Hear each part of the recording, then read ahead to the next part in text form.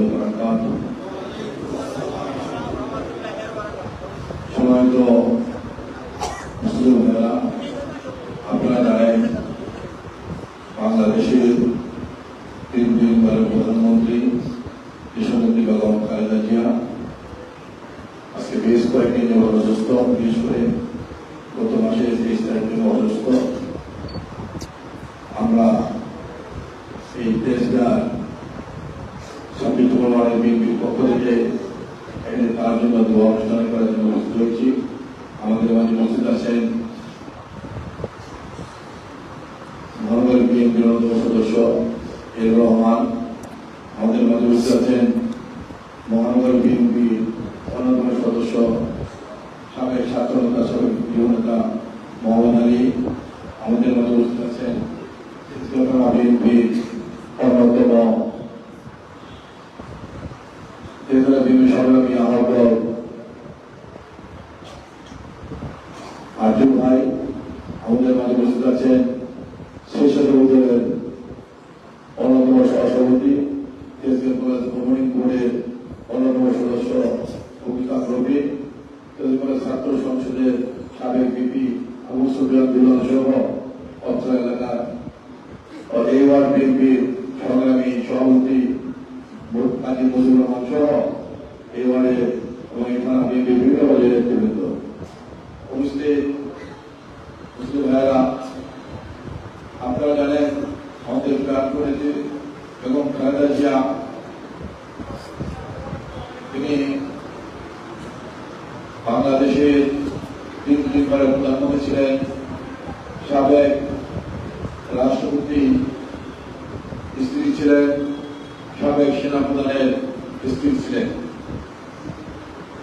অথচ গত ফ্যাসিস্টের আমলে তাকে 2 কোটি টাকা আত্মসাতের মামলা দেওয়া হয়েছে।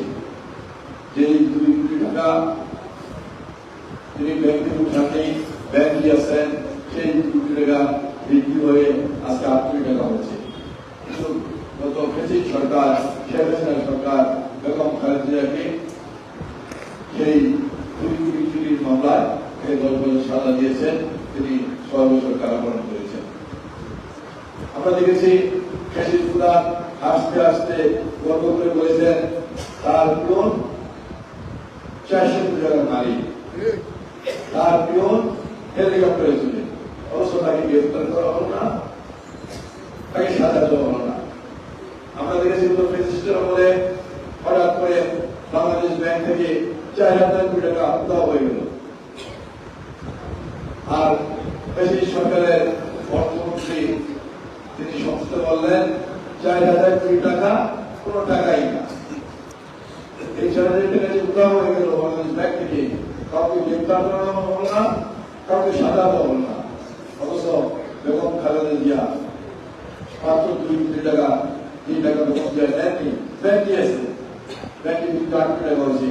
সেই মামলায় বেগম খালেদা জিয়াকে 10 বছর সাজা দিয়েছে, 10 বছর কারাবরণ করেছে।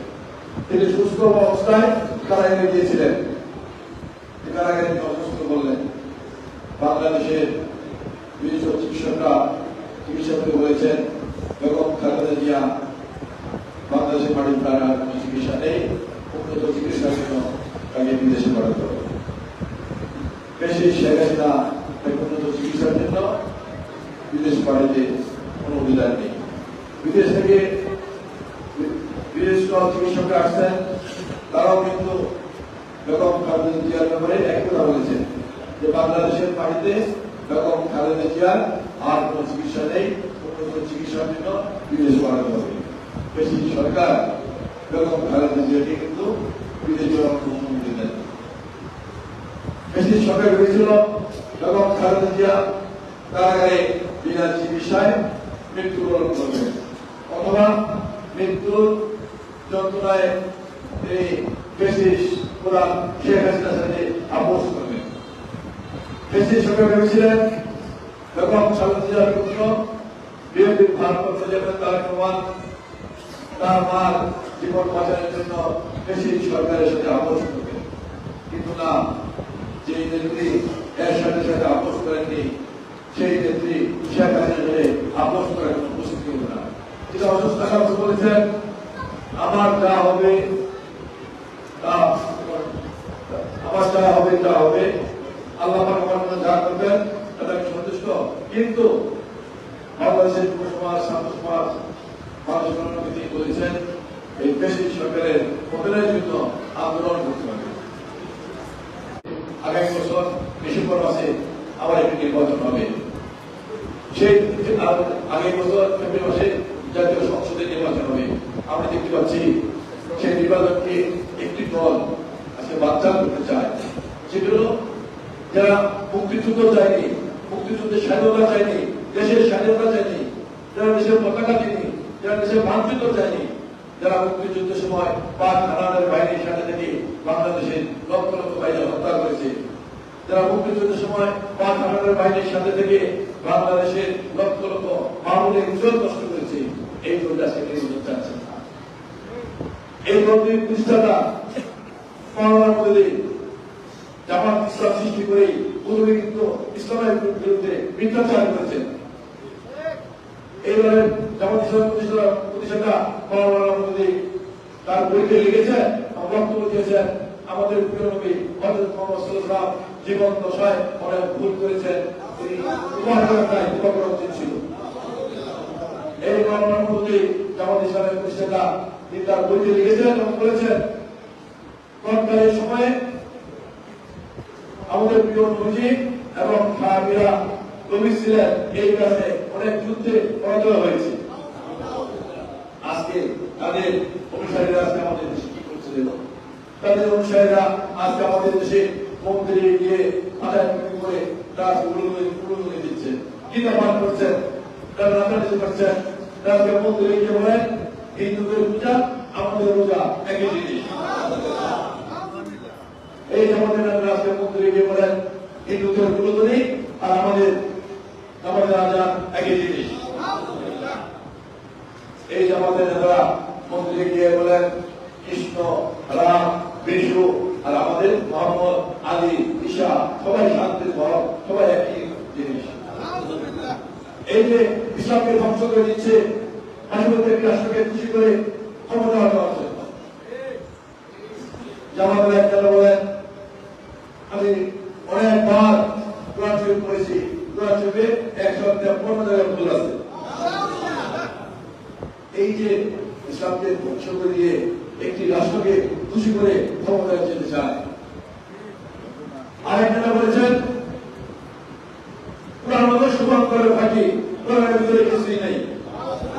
অথচ উন্নত বিশ্বে আমেরিকা এবং ইউরোপে যারা এই কোরআন নিয়ে গবেষণা করছেন তারাই কিন্তু মুসলমান হয়ে যাচ্ছে, কারণ কোরআনের বাইরে কিছুই নাই। আর এই জামাতের নেতা বলেন কোরআন সুপার করে থাকি।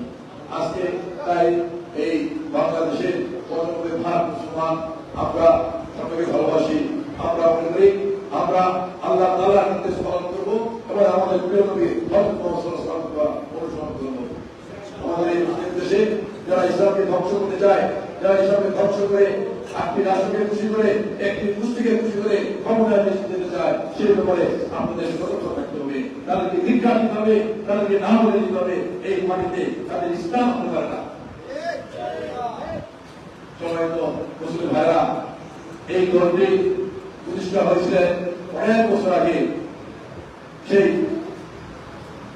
65 সালে প্রতিষ্ঠা হয়েছেন। পাকিস্তান ক্ষমতায় যেতে পারেনি, পাকিস্তানের মানুষ তাদের ধিক্কার দিয়েছে, তারা ইসলাম বিরোধী। বাংলাদেশ 50 বছর হয়েছে, কোথায় যেতে পারেনি। আমাদের বিশ্বাস যদি পৃথিবী থাকবে এই ইসলাম বিরোধী দলটি কখনো ক্ষমতায় যেতে পারে না। তাই আগামী নির্বাচনে বাংলাদেশের তোমার বাহিনীর কাছে আহ্বান থাকবে, বিশেষ করে ঢাকা বড় এলাকার বাহিনীর কাছে আহ্বান থাকবে, আমাকে আগামী নির্বাচনে বিএনপির পক্ষ থেকে তাদের করার সুযোগ করে দিয়েছেন। আমি আপনাদের এলাকার সন্তান, এই এলাকায় বড় হয়েছি, এই এলাকায় খেলাধুলা করেছি, আজকে যেখানে দাঁড়িয়ে বক্তব্য দিচ্ছি, এই মসজিদ, এই স্কুল, এই ইসলামী লেখাপড়া করেছি। কেউ আমার ভাই, কেউ আমার বন্ধু, কেউ আমার ছোট ভাই, সবার কাছে আমার একটি দাবি, আপনাদের ভাই হিসাবে, মন্ত্রী হিসাবে, বড় ভাই হিসাবে, ছোট ভাই হিসাবে আগামী নির্বাচনে আমাকে ধানের শীষে ভোট দিয়ে জয়যুক্ত করে বাংলাদেশের স্বাধীনতা সর্বত্র অক্ষুণ্ণ রাখার এবং বাংলাদেশ ইসলামের উপরকে কঠোর রাখার যে প্রত্যয়, সেই প্রত্যয় ব্যক্ত করবেন এবং আমাকে আপনাদের পাশে থেকে আপনাদের সেবা করার জন্য সুযোগ করে দিবেন। আল্লাহ পাক যেন আমাকে কবুল করেন। সর্বশেষ আবারও আমি আমার প্রাণ নেত্রী, যে নেত্রী এদেশে মানুষের জন্য কাজ করেছেন, এদেশে ইসলামের জন্য কাজ করেছেন, যে নেত্রী এদেশের আলেম সমাজকে সত্যান্ত সম্মান করতেন, সেই নেতৃত্ব